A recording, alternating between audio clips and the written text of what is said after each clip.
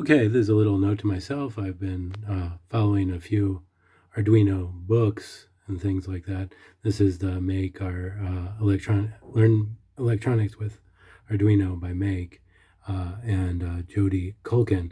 It's a pretty good book with some introductory stuff. We're going through and working just with a simple button tone maker and just hooking that up. The interesting thing about buttons is, unlike if you were using just a breadboard and connecting buttons to a battery, a button is one of the simplest things you can think of.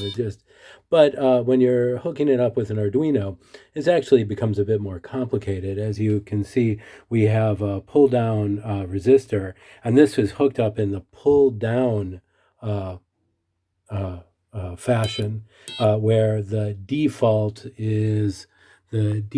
of this is a 0.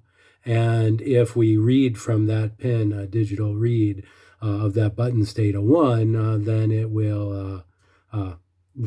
we can have it produce a tone.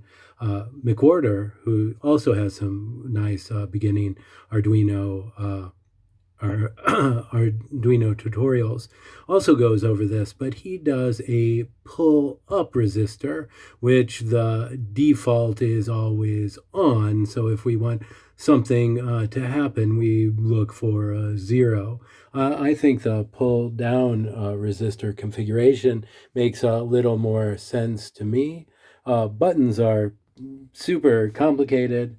I'm also using the tone function, which we use in the Make electronic ones. McWhorter just has us create tones through a speaker using just different milliseconds, working like hertz in order to make sound.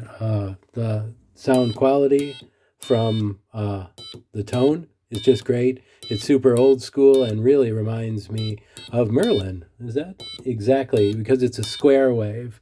Currently, I'm trying to find out more about the tone things, but I've encountered what is still a difficulty here in China. I'm trying to get past the Great Firewall because the tone stuff is held somewhere through a Google search and I can't connect to my VPN. All right, but so just a little update on the Make electronics and just a very simple little Arduino sketch and pull down resistance buzzers whose normal state when it's not touching is 0.